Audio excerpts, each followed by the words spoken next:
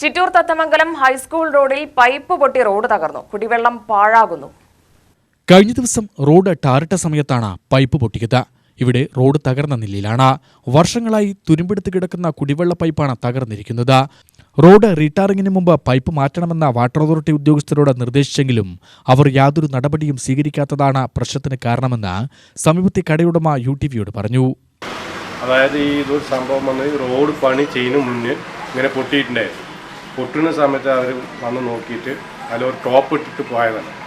Top ഇട്ട് പോയാൽ മേലെ മണ്ണിട്ടിട്ട് കല്ലിട്ട് അമത്തുമ്പോൾ വീണ്ടും പൊട്ടിയിട്ടുണ്ടായിരുന്നു. JCB ഇട്ട് വലിക്കുമ്പോൾ വീണ്ടും പൊട്ടിയിട്ടുണ്ടായിരുന്നു. വീണ്ടും അതേമാതിരി കല്ല് അമത്തിയ ടോപ്പൊക്കെ ഇട്ട് അടച്ചിട്ട് പോയതാണ്. അടച്ചിട്ട് പോയി പിന്നെ അതിന് മേലെ കല്ലിട്ട് പിന്നെ മെറ്റലിട്ട് ഒക്കെ നേരത്തെ അമത്തി വിട്ടിട്ട് ഇപ്പോൾ കാറ് പണി കഴിഞ്ഞിട്ട് 4-5 ദിവസമായിട്ട് ഞായറാഴ്ച ദിവസമാണ് കാറ് പണി കഴിഞ്ഞത്. പോയ ഞായറാഴ്ച ദിവസമാണ് കാറ് പണി കഴിഞ്ഞത്. കാറ് പണി കഴിഞ്ഞിട്ട് 4-5 ദിവസം അപ്പോൾ ഈ 6 ദിവസം കഴിഞ്ഞ് ഇനിയും വീണ്ടും ഞായറാഴ്ചയാവും.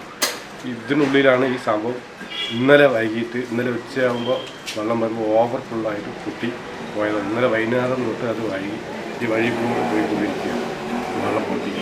മുനിസിപ്പൽ എഞ്ചിനീയർ മുഖേന വിവരം വാട്ടർ അതോറിറ്റി എക്സിക്യൂട്ടീവ് എഞ്ചിനീയറെ അറിയിച്ചിട്ടുണ്ട്.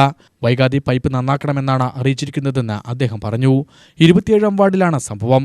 ചേരുങ്കാട് ഭാഗത്തേക്ക് പോകുന്ന കുടിവെള്ള പൈപ്പ് ലൈനിനെ ആശ്രയിച്ച് നിരവധി കുടുംബങ്ങളാണ് കഴിയുന്നത്. UTV news, Palakkad.